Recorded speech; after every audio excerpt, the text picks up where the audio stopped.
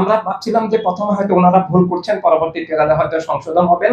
আমরা প্রেস ক্লাবে সংবাদ সম্মেলন করে এই সরকারকে, অন্তর্বর্তী সরকারকে স্বাগত জানালাম, অভিনন্দন জানালাম। তার মধ্যে অন্যতম ছিল যে আপনারা দেশে গণতন্ত্র পুনর্জীবন করতে হবে, আপনারা সব মানুষের অধিকার স্বীকার করবেন, এই জন্য আপনারা দলনিরপেক্ষ থাকবেন, আপনারা পক্ষপাত মুক্ত থাকবেন, আপনারা আগের মতো স্বৈরতান্ত্রিক হবেন না, পক্ষপাত দুষ্ট হবেন না, এবং মানে বিশেষ কোনো দলের প্রশ্রয় দিয়ে আবার গণতন্ত্র হত্যা করবেন না। এভাবে আমরা 10 দফা দাবি দিয়েছিলাম এবং বলেছিলাম একটা গণতান্ত্রিক পরিবেশ ফিরিয়ে আনার জন্য 2 বছর আপনারা ক্ষমতায় থাকুন, আমরা সব রাজনৈতিক দল আপনাদেরকে সহযোগিতা করব।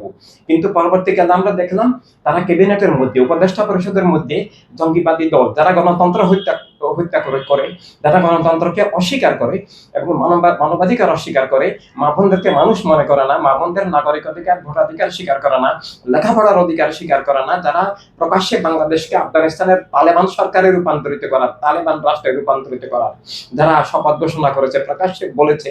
তো এই ধরনের মানবতা বিরোধী, ধর্ম বিরোধী, জীবন বিরোধী, গণতন্ত্র বিরোধী যে মানে পাশবিক হিংস্র দলগুলোকে তারা প্রশ্রয় দিচ্ছেন এবং ক্যাবিনেটের মধ্যে তাদের নেতাদেরকে অন্তর্ভুক্ত করেছেন এবং এই পর্যন্ত আমাদেরকে ডাকেনও নি।